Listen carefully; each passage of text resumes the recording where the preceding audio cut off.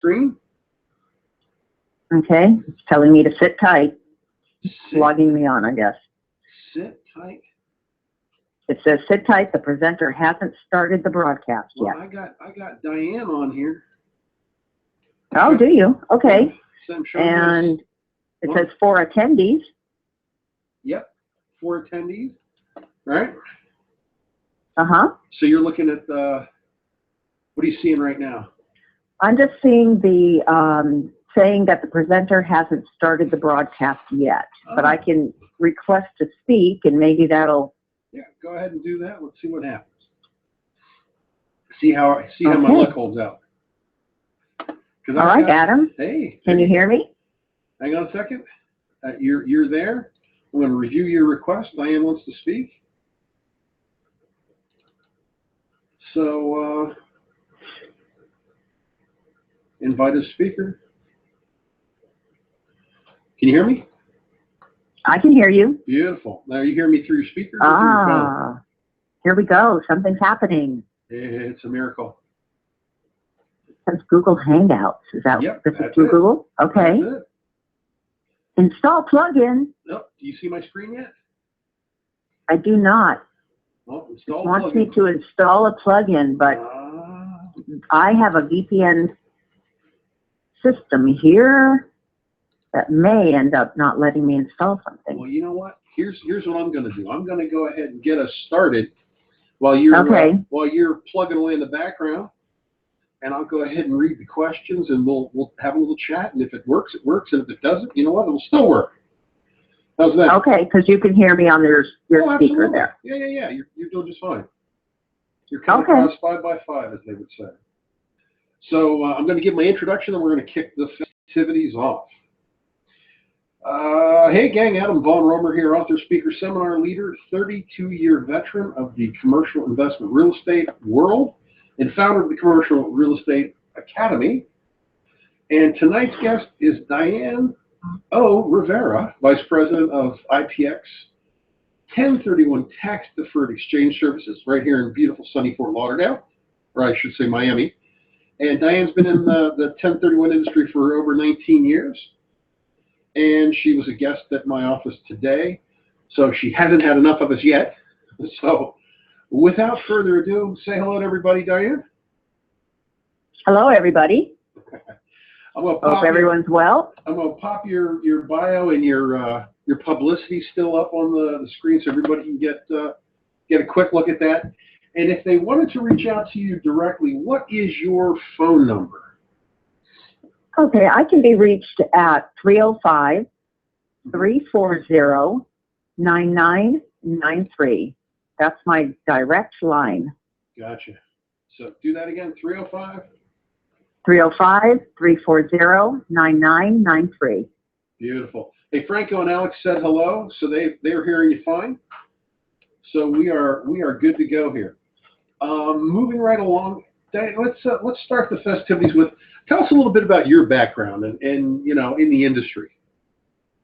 Okay, well, I've been in the 1031 industry for 20 years. I started out, on the ground level with a qualified intermediary, and that would have been helping with all the paper trail that we have to complete, setting up the documentation, and now it's grown into where I am now, handling consultation, training, continuing education, helping investors and their advisors to structure 1031 exchanges. Right. I've been in many parts of the real estate industry, including lending, title. I was a paralegal. So I've got a rounded background also. So you've been around the block once or twice. Yes, I guess you could say that. Well, is it reasonable to assume you didn't wake up one day when you're a little girl and go, I want to be a 1031 tax exchange accommodator? I didn't even know it existed when I found it. It just so happened that it needed all the background that I had. You know what? It's fascinating you say that. One of the things that I found interesting, and I think it's kind of telling, that I discovered 1031 tax deferred exchanges when I was about 20 years into the business myself, is They've been around for what, 50 years now? Oh, good Lord. Well, the ability to defer the taxes on the sale of investment or income-producing property was a part of the tax code when it initially started. So we're talking more like 1910, 1911. Since a while. It's not a secret. It's been a while. Yeah, it's not something new that somebody just came up with. It's not untested. No, it's not. It is actually a part of our tax code, and it's not a loophole. It's, it is something that we have a right to use as an investment strategy. Right. It's pretty, at this point, it's the law. It's not, an interpretation. It is the law. It's what it is. That's right. Beautiful. Well, let's hear a little bit about your company. Tell us about 1031 IPX. Who they are and what else do they do, if anything? Well, our sole job is to handle 1031 exchanges. Investment Property Exchange Services, Inc., or IPX 1031, is a qualified intermediary. We help with the structuring and documentation for 1031 exchanges. We provide guidance through the process. We hold the money in between the sale and the purchase because the taxpayer, the seller, is not allowed to touch the funds. And we provide security, of course, for those funds. Our job is, one of our top priorities is the security of the funds and making sure that we create the best paper trail possible for the taxpayer. Well, can I back you up a second? When you say accommodator, for those of our audience that aren't really familiar with the parlance, what exactly do you mean by that? Well, they call us by a couple of different names. Qualified intermediary, facilitator, accommodator, it all means the same thing. And we are the party that comes into the transaction and that is described in the 1031 tax code as the party that's providing safe harbor to the taxpayer. Okay. You can think of it as like an IRA, that you can't touch the money. If you are seen to have receipt of the funds, it becomes taxable immediately, and you have a sale. Right. Well, that kind of defeats the purpose of doing a 1031 then, real quick. Absolutely. It will ruin the exchange. On the security side, when we talk about, like, for example, with IPX, you say you're a secured or a secure environment for our exchangers, if you will. Let's talk a little bit about the security that IPX, and I got to tell you, it's really timely because what was it, 3 weeks ago there was a guy in Dade County who took off with what was it, $4 million in exchange funds. Oh my God. Well, it was a one man 1031 tax deferred exchange accommodator. That is something to look into for, because there are a lot of qualified intermediaries or companies or individuals who may claim to be qualified intermediaries providing this service. However, this industry is not regulated. We do not need to be licensed. So anybody can be a qualified intermediary. However, choose a company or an individual that doesn't have the top level of bonding, fidelity bond, E&O insurance, and all the security methods that are put in place to secure their funds. Right. IPX 1031 is a wholly owned subsidiary of Fidelity National Financial, which is a publicly traded company on the New York Stock Exchange. Right. We have to be transparent along with our parent company. Right. So, that subjects us to much higher scrutiny and oversight. Sure. It's something that you want to ask questions about the intermediary. How long have they been in business? What kind of staff do they have available for their clients, their customers? IPX, all of our counselors and outside people like myself are either certified exchange specialists or attorneys. Right. At the top level of training in 1031. Sure. Well, you know what? I think either you or maybe it was Claudia told me about the bond that you guys have at IPX. Yes, we have a $100 million fidelity bond. Yeah, I thought it was a really big number. It is a big number. $50 million in E&O insurance, and also from a parent company, a guarantee that comes along with every exchange that we handle. Okay, so I mean that sounds like a pretty secure. See, that was one of my concerns when I first heard it was, okay, so I get into an exchange, and you know, catch me if I'm speaking out of turn here, but we're going to place our property with you. We're going to buy a replacement property. You guys have all the funds. Well, who's guaranteeing that? And you know, that was the first question I had when I started doing them, especially if it's, you know, Bob's Bait and Accommodation Service down the street. Yeah. Right. That can be really scary. Can be very scary. So, besides, you know, the bond and the insurance and the big, you know, company behind us that stands behind us, we also, the way that we structure the accounts, banking division that vets and keeps track of the ratings of a number of the banks that we use. Gotcha. We have to have a specific agreement with that bank that tells them what the guidelines are for funds. Right. Every exchange account that we set up is a separately individual, you know, bank account with its own account number, right. Not commingled, and it requires 2 corporate officers to sign along with the taxpayer who we're handling the exchange for. So we can't even move the money for their own closing unless they approve the wire. That sounds pretty secure to me. And you know, of course, the banks are insured. The you guys are insured. There's a bond. So if we were to do a 1031, we could probably get a pretty good night's sleep knowing that you guys are really handling the transaction for us. Absolutely. Nice. Well, that brings me to my next question, and that's, and I think we talked a little bit about this here early, but you know, what's the traditional role that IPX would play in a commercial transaction? You know, when do we call you? What does that look like? If I were anticipating doing a 1031 with a client, you know, what do I do? Well, the first thing is just to reach out to us. Just give me a call or send me an email and let me know that you've got this seller who's looking at selling an investment property. Perhaps they don't know enough about the 1031 exchange. Can we talk? Gotcha. And I will provide, you know, some guidelines, some basic information so they understand what the rules are, how to move forward.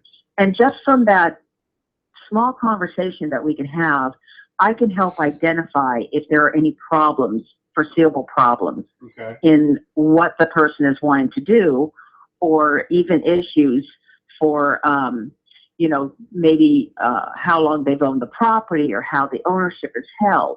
Right. I'm going to be able to, in a very short amount of time in the conversation, you know, find where we can best help them. Gotcha. And we're going to offer that consultation, guidance, and perhaps some strategies to make sure that the process is going to be smooth. Okay. That nothing's going to hold up this closing, right? Right. We don't want that to happen. And we're a resource for you. Super. We're a resource that you can contact anytime. You don't already have to have a contract on the property.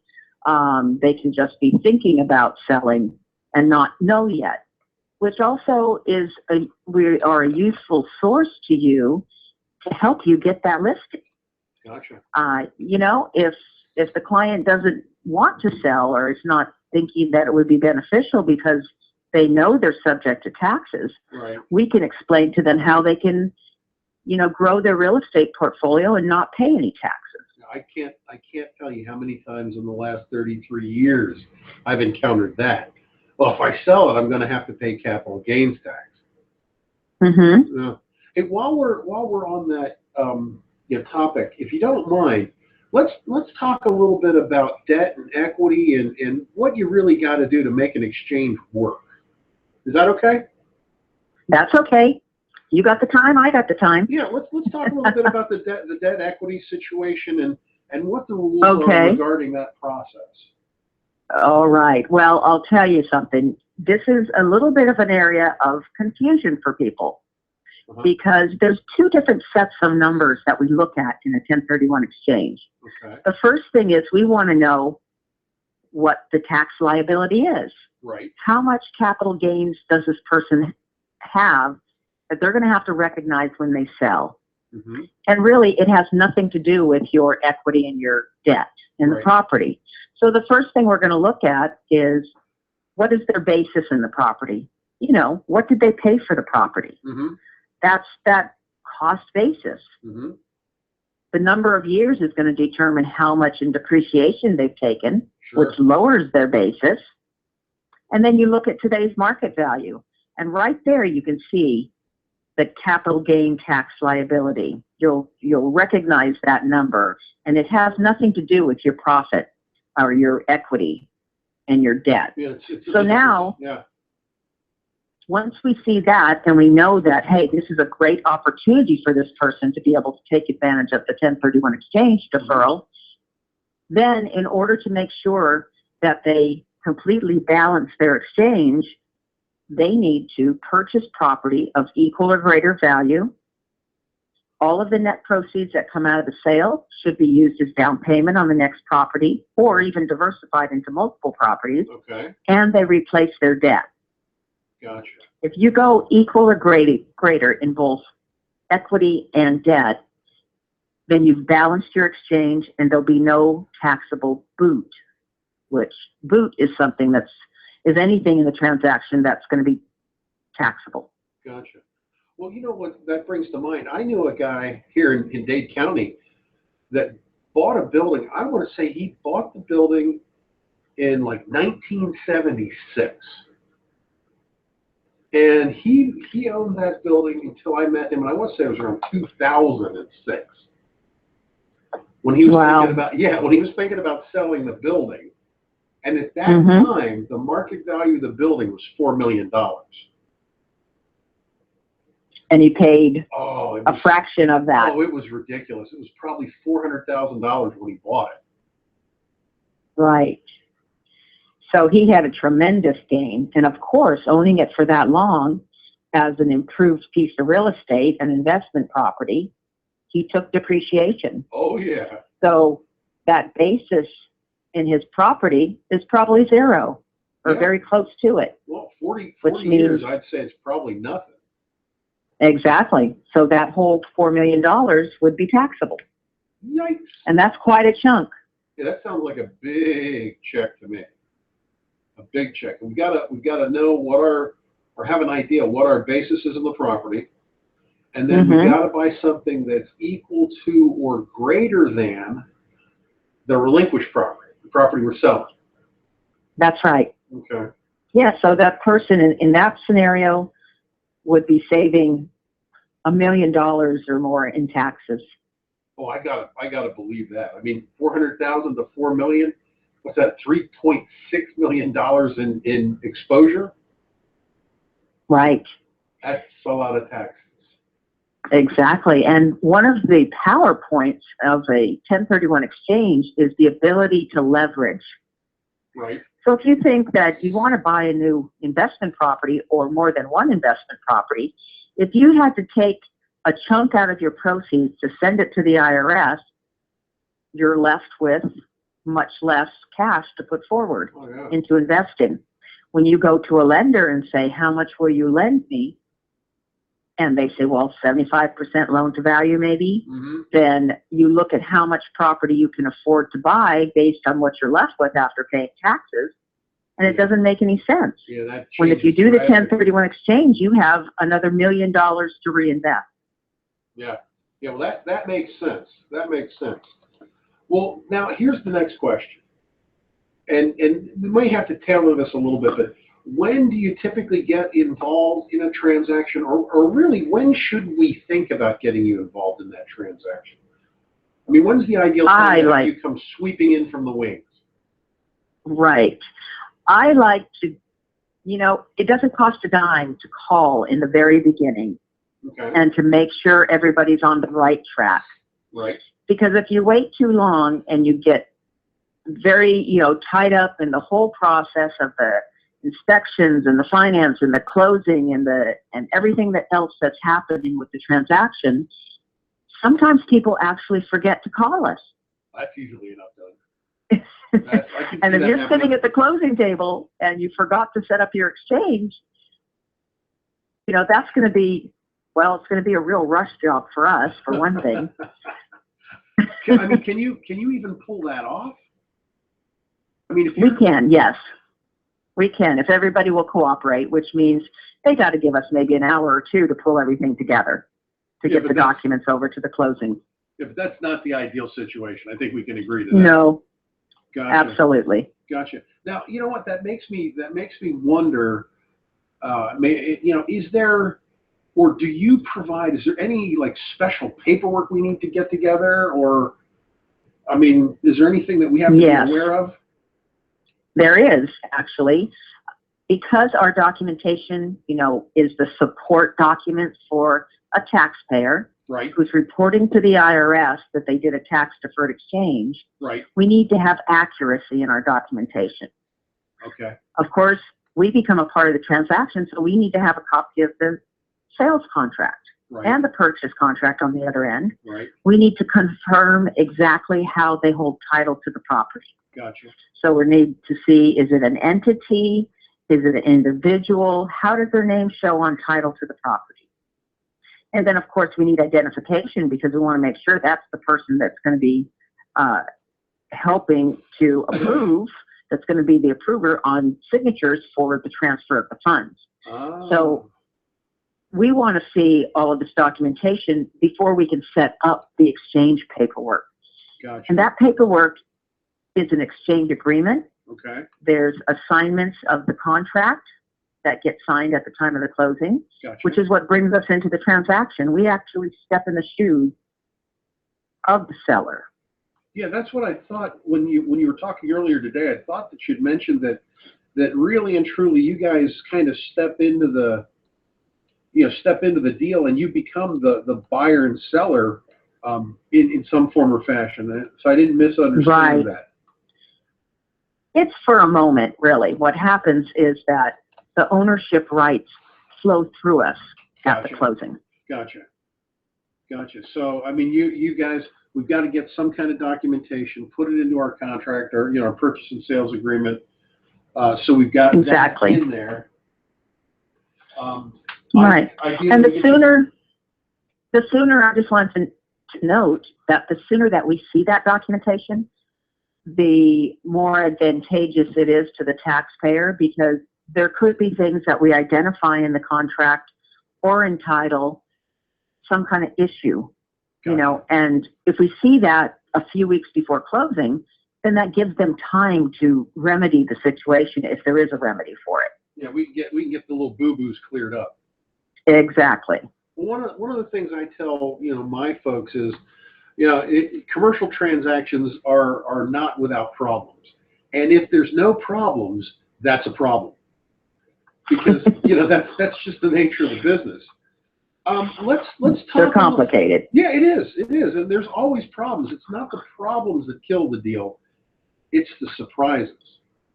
It's the surprises, exactly. Now, the one that I wanted to think about here, and I encountered this myself, and maybe chat a little bit about, is like the entities. Somebody owns it in an LLC, or somebody owns it, as an individual. That's how they have to buy the replacement property, right? That's correct. Under the tax code for 1031, the IRS requires continuity of ownership. Okay. So everything that's being done is under one tax ID number. Gotcha. So you have to remember that if it's an individual selling, then that same individual needs to purchase. It would be under their Social Security number. Gotcha. If it's a trust or it's a partnership or it's a corporation, that same entity is who has to take title to the new property. Gotcha. So it's the same guy, or, ma and pa kettle selling, ma and pa kettle buying. That's right. Gotcha. Now, and real quickly, I think we might have talked a little bit about this, but when you get involved, what things are you going to be looking for? What are you going to be kind of keeping an eye open for that that you really need to be aware of in a 1031? Well, the first thing that we look at is that the property that's being sold qualifies for the 1031. Okay. And the person that's selling it or entity that's selling it would qualify for the 1031. So we don't want to have, everyone going forward and then find out that, hey, this won't even, IRS is going to probably disqualify this transaction. Why wouldn't the property qualify? You have to make sure that the property is held for investment or production of income in a trade or business. Okay. That it's not a personal use property. Oh. Not personal use for your business, because that would qualify. Right. But that it's not a second home. Okay. That it's been owned for at least a year, okay. because if it's a short-term hold, for instance, flipping, right. does not qualify. The IRS would look at that and say, well, that's dealer property. That's like inventory for you. Right. That you just buy and sell. So they want to tax you at your higher income tax bracket. Right. What about a party? So we're looking for those kind of things. Yeah. Why would a person not qualify? Well, someone may not qualify if they, for instance, somebody that does a lot of flipping, because they're seen as these types of transactions that they do. They purchase a property, repair it, and then turn around and sell it, and they've done this a number of times. Right. So you can have either the property is considered dealer property, or the seller is a dealer of property. Understood. So somebody who builds houses in a normal course of business isn't going to get into a 1031. Normally, they would not. Gotcha. That's ordinary income for them. You're gonna make sure that the parties and the property qualify for 1031. They meet the guidelines. And, exactly. And anything else that we need to think about? Well, that they know that the property they want to purchase is going to qualify. Okay. So likewise, on the purchase side, you have to go and look at what is the definition the IRS says for like-kind property. So it doesn't say that if you're selling a warehouse, you have to buy a warehouse. Or if you're selling a single-family rental, you have to buy a single-family rental. There's a very broad definition for what qualifies, which is referred to as like-kind property. Gotcha. And that is property that's held for investment or the production of income in a trade or business. So all properties that you do not live in, which would be a primary residence, or use as a second home, which would be for vacations, just your personal use. Any other property that you treat as investment and you hold it either for appreciation or for income production will qualify for the 1031. Gotcha. See, that was one of the questions, and I think it also is probably one of the biggest misconceptions that people have about 1031s is when we say like-kind property, we don't mean sell your apartment building, buy another apartment building. We may literally sell your investment property, be it an apartment or an industrial building or retail, and buy another investment property. Correct. Gotcha. Yes. Yeah, so that's they're interchangeable. Gotcha. Well, let me ask you this. Now, my next question, I leave this with the three infamous dots, ... What happens if, let's say, somebody didn't quite get there at closing, or they thought, oh, 1031, why didn't somebody tell me this before we signed on the dotted line and closed? Now what? That's our horror story. Okay. That we have somebody call us. I'll get a phone call from an investor. Right. That says, I just sold a property and I want to do a 1031 exchange. Red flags, bells and whistles and everything, alarms start going off in my head. Right. because I immediately say, what do you mean by I just sold? Okay. Do you mean that you got in contract? You have a buyer? Or do you mean that you closed? Because if you closed, it's too late. Gotcha. Once you close, if the exchange is not set up, then you have a sale. And you'll have to recognize your tax liability and report that you had a sale and pay your taxes. And that's something that anybody involved in real estate does not want to happen. And it's a situation that we've seen many times, that even if you don't know all the rules for 1031, you need to recognize where the opportunity is. That's all.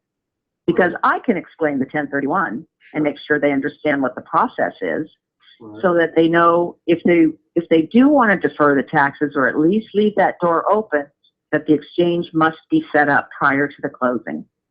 Gotcha. Well, while we're on that, and you know, I'm looking and relying on you to be the expert.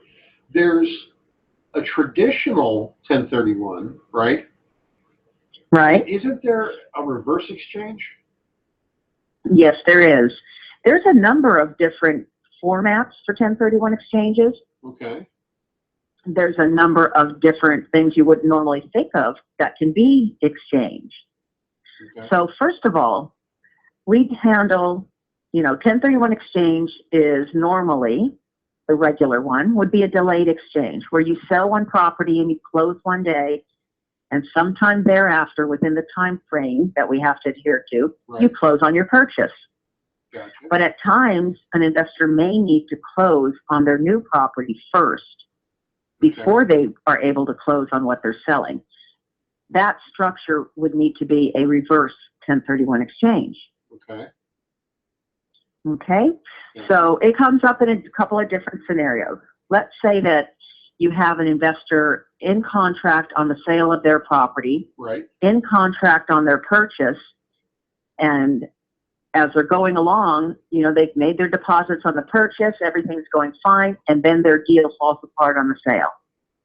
Now they're in a pickle because they can lose their deposits, they don't want to lose the property, but they don't have a closing now scheduled for the sale.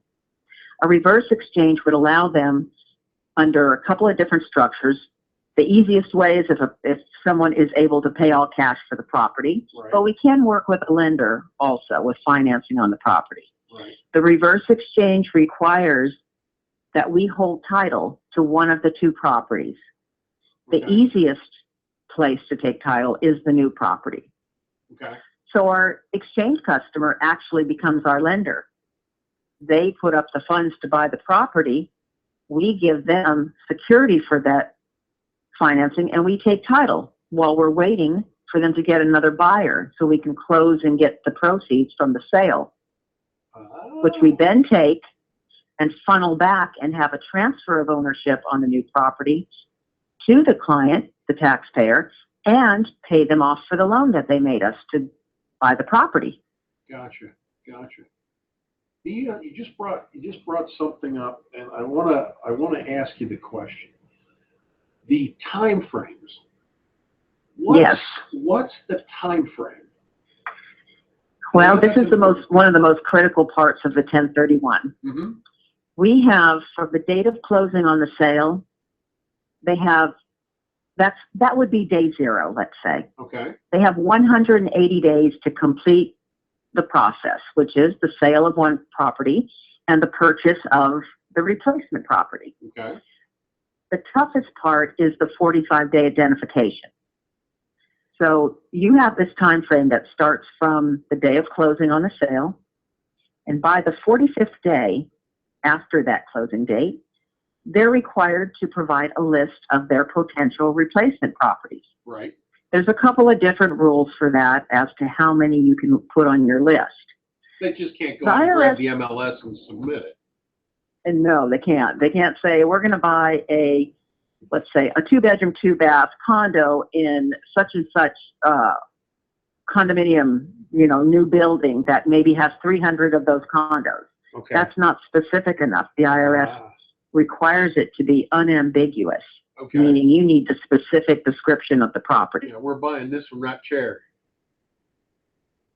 There you go. Gotcha. So, you know, they're going to give us this list of properties, and the IRS doesn't care whether you're in contract or not on any of those properties.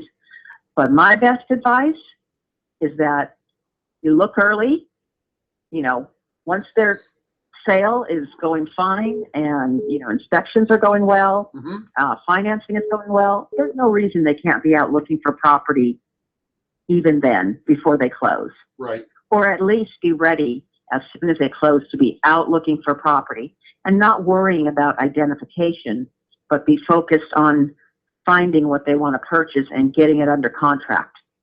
So we really need to kind of spring into action, almost like in due diligence, to make sure our guys, our sellers aren't caught hanging out. And that's not such a bad thing, you know, because it gives the commercial agent the ability to say, look, you know, I have, hopefully, you know, you have the listing, and you also now have a buyer that needs to close on something within 180 days, and you want to make this a success for them. Yeah, that sounds like a pretty motivated seller to me. What's that? That sounds like a pretty motivated seller and buyer to me. It is a very motivated seller and buyer. Sure. Well, you know what? That brings up the next question I had for you was, you know, tell me a victory story. What's one of the snatched a 1031 out of the icy grip of death kind of stories that really stands out in your mind?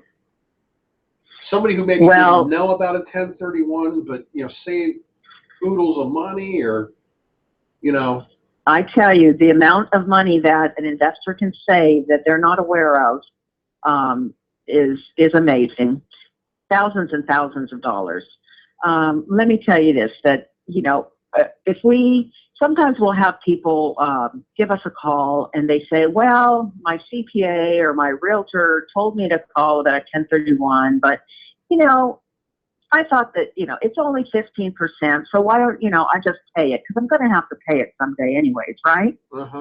Well, the problem that they're not looking at is, what is that real capital gains tax? Is it just 15%? It's not. And as we counsel them and guide them through the process and explain where they're being taxed, because they're not only being taxed for what people normally think of as just the long-term capital gains at 15, which is now actually more like 20%, because it did go up a few years ago. They also have to pay depreciation recapture, which is at 25%. Plus they pay 3.8 on the net investment income that they may have received in that year. We've had exchangers come through that once we explain the process to them and they realize that they're saving hundreds of thousands of dollars, they're happier than you can even believe. They certainly got real attentive, huh? Hey, you know what? I just thought of a question for you. And Diane? Yes, I'm here. Yeah, I was going to say, you just brought up a thought process. I had a client, and I know this one's going to make the hair stand right up on the back of your neck, who did a 1031. Attorney assured him that he could be the accommodator for his 1031 exchange. Oh, my goodness. And it didn't quite work out according to Hoyle. The IRS had a little difference of opinion, shall we say. They actually have, under the 1031 code, what they refer to as, when they're describing the role of the qualified intermediary, provide safe harbor to the taxpayer. Right. So that they're not seen as having constructive or actual receipt of proceeds. Receipt of proceeds means that you didn't really get the check. You know, the money hasn't been deposited in your account, but you have control of it. Anybody's, per se, that is their attorney, their realtor, their CPA, where they own a significant interest in, where they're seen to have some control over, is their agent, and they're a disqualified party. So one's own attorney that has done any work for them in the past 2 years cannot act as their closing agent and their qualified intermediary at the same time. Gotcha. Because they are their agent. Yikes. So they're a disqualified party, is what right. it's referred to. Right. That's scary. Yeah, that's a big no-no then. Because he ended up paying. I want to say he ended up paying a couple $100,000 in taxes. Oof. Yeah. That was expensive. Oh, yeah. Expensive mistake. Yeah. It's not worth it. The exchange does not cost that much to set up. Well, I mean, exchange fees run around $1,000. If they're saving tens of thousands or hundreds of thousands of dollars, mm-hmm. Why not do it right? Oh yeah. Well, my thought process has always been, like for example, I used to send my attorney to my closings, so it cost me a couple $100 to make sure I got paid. Right. Or I always get like a phase better safe than sorry. Yeah, I get phase ones on everything that I buy, no matter what, or title insurance, no matter what, whether I'm paying cash or not, because I don't want to run that risk. Hey, listen, we're getting into the short rows here for tonight. I promised everybody we'd do 30, 45 minutes, and we're right on time here. What are the top 3 things that we need to know to work effectively with you? Well, it's very helpful to call in the very beginning. Okay. If you have a client that is asking you questions about 1031, provide you with the materials that you can easily at least respond to them and say, here's a brochure. This gives you a quick overview of the exchange process. If you have any questions, I can refer you to Diane and IPX 1031. They can answer your questions. Sure. You can just contact me by email or call me, text me, and say, so-and-so is going to call you. You speak to that person, I can get back to you. We can complete the loop. Okay? Yeah. And that, the efficiency of that really helps the customer. They're just, they're very confident that things are going correctly. Being diligent about that identification deadline and making sure that the client understands the importance of that timeline. Right. And the accuracy and the expediency that the documentation that we require is provided to us. Okay. So that we can to the closing agent as quickly as possible. Super. So everything is all set for a smooth closing. Right. Now on that sheet that we identify the subject properties, if you will, do we get that from you? Do we give that to you? Actually, yes. One of the parts of the service that we provide mixed in the process the whole time. We don't have to be at the closing. Our documentation and instructions are there. Agent is going to coordinate with our company on sending us the settlement statement. They get our wire instructions for the bank account for the client. Gotcha. Once we receive the proceeds, we then produce an identification package, which goes to the taxpayer and the realtor. And it tells you, here's the account. This is what we received. This is what we should have received, right? Mm-hmm. So they can confirm that. The account number, we calculate out the 45-day deadline, the 180th day deadline. We provide instructions on what the rules are for how to identify how many properties you can list, and we provide them the form. Gotcha. So they just need to use that and send it back to us before the 45th day. And we acknowledge receipt of it. I'm sorry. Yeah, you're going to make it virtually idiot-proof. We try. Yeah. Hey, while we were talking, a question popped up from Franco. I don't know if you saw that or not. He's asking, is there a correlation between the cost of setting up a 1031 and the value of the properties being exchanged?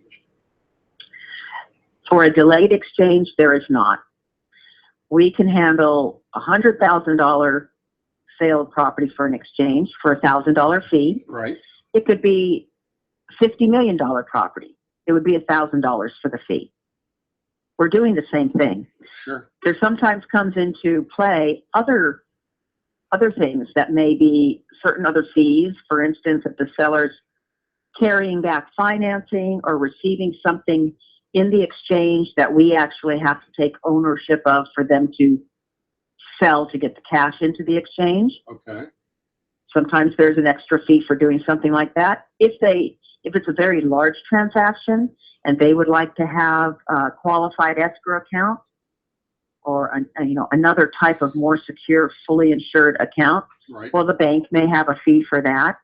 Okay. But normally it's $1,000 for a regular delayed exchange. So it's kind of a la carte. If there's anything out of the ordinary that the right. taxpayer is going to request, we may need to take a look at that. But generally speaking, it's about $1,000 prospect.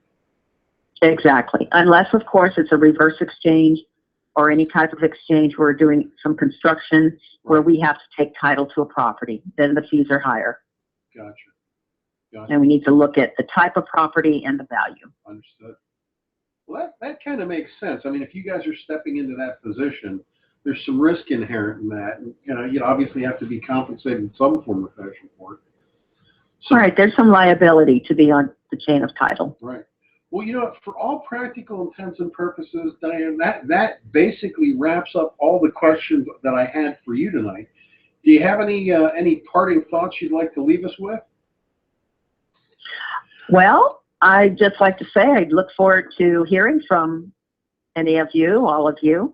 Anytime I can be of assistance, feel free to call me. This is what I do day in, day out, 24/7 pretty much. Even if it's on the weekend and you have something come up, you're working with a customer and you have a question, just call me. Leave me a message and I will call you back. Yeah. Well, listen, I want to thank you very, very much for coming into the office today and for joining me tonight and the gang on the webinar here. As usual, I'm going to go ahead and sanitize this. I'll make it available to our attendees and to you. And again, I think it was a great opportunity for our folks to learn from you, an expert. And I really appreciate it again. You're very welcome. Thanks, everybody, for joining us. Have a great night, and we'll see you next Wednesday. Okay. Bye-bye.